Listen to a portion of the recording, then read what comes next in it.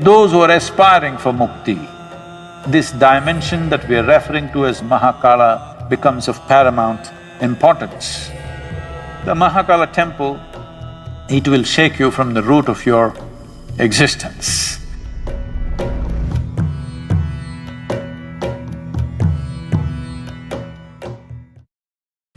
Shiva is a god who should not be named, because to name him is to limit and curtail him. At the same time, the sum of his many names also bring out the indescribable mystery of who he is, or indescribable mysteries of what this creation is. Of his various forms, Kala or Mahakala is an important, at the same time a fierce form. As Mahakala, he is the lord of time. As Kala Bhairava, he is the destroyer of time. Kala means time. Time, as you experience it, is only the cyclical movement of physical existence. The earth rotates, it's a day. The moon goes around the earth, that's a month. The earth goes around the sun, that's a year. Everything that you know as time, including your watch, is all about cycles. Everything that's physical is cyclical in nature. From atomic to cosmic, everything that's physical is naturally cyclical in nature. And because of your physical existence, because of your involvement with the physical nature of who you are, you have a sense of time. As you sit here, because you have a body, it is keeping time. If you become free from the cyclical moment of life, then we say you are in mukti or absolute liberation. So those who are aspiring for mukti, those who are seeking absolute liberation, for them this dimension that we are referring to as Mahakala becomes of paramount importance.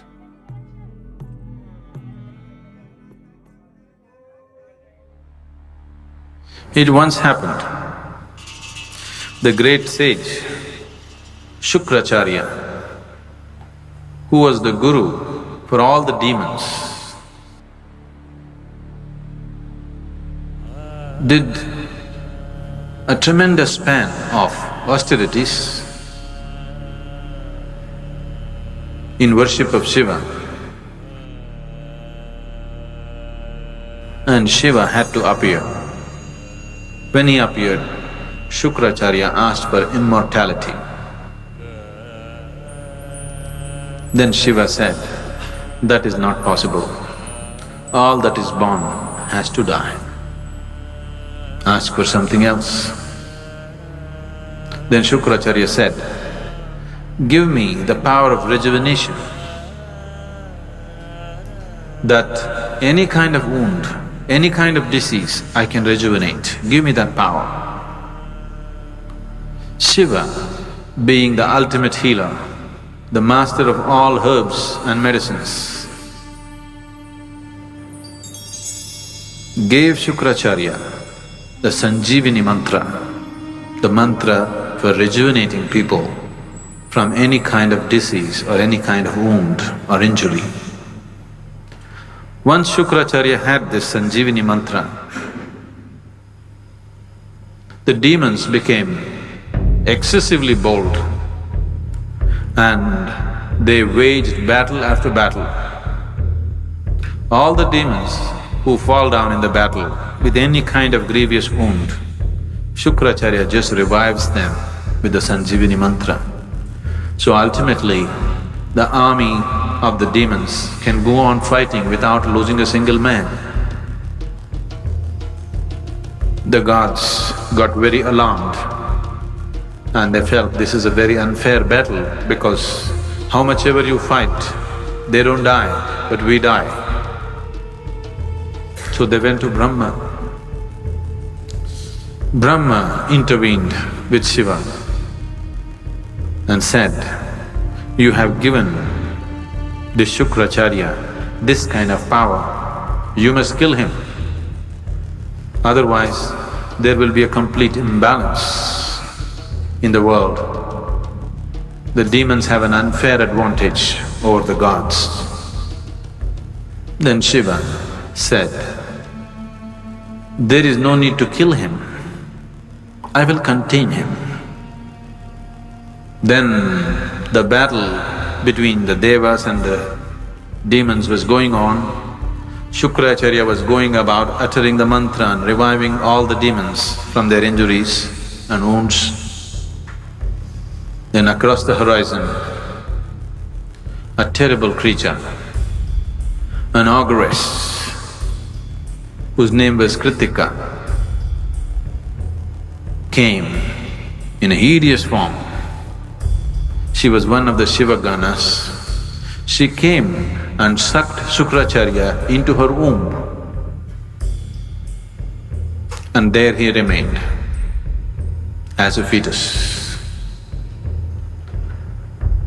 And he was contained, and a balance was set forth between gods and demons. A more fair and just battles were fought. Then Brahma was so amused and he thought, it is only Mahakala who can do this. That without killing the person, he can completely contain his life. Shukracharya remained in the womb of Kritika and his Sanjivani mantra became impotent. Or in other words, Mahakala froze time for Shukracharya that he cannot move on.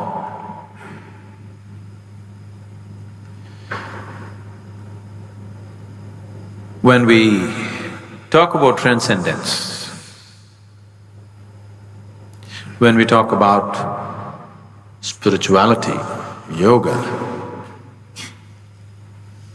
we are seeing how to go beyond the limitations of time and space. Because time and space belongs to the physical plane of the existence. Once you aspire to be spiritual, what it means is you're aspiring to be something more than the physical. Once you're something more than the physical, that means you're aspiring to be beyond the limitations of time and space.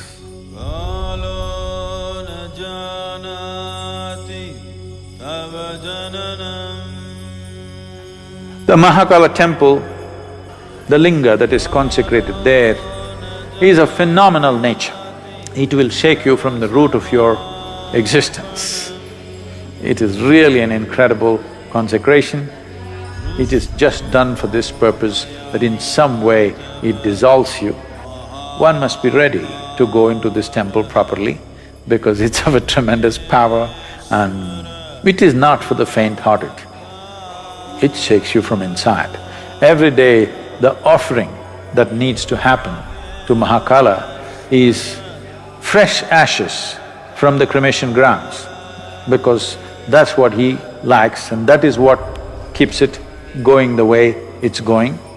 Unfortunately, I heard that we're getting so bloody civilized. Now it seems because some activists protested, they are not using the ashes from the cremation ground, they're just using cow dung or bullshit. Unfortunately, this is not just a cultural thing, there is a science to it.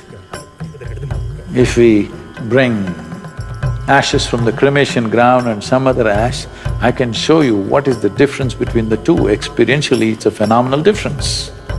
And it's very, very important that this process is continued because that is the nature of Mahakala.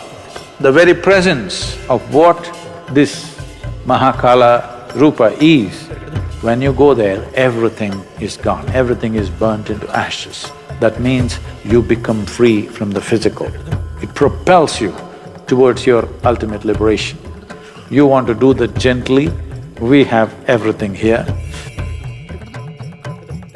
You want to do it in a boom way, you really want to be pushed hard and you are not faint-hearted, then Mahakala temple is a phenomenal process.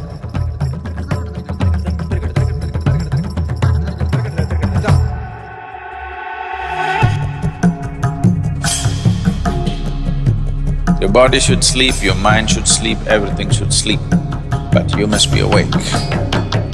Every day, you have free enlightenment when you go to sleep. But the problem is you're unconscious. You master your mortality if you just manage to stay awake when you slip into sleep.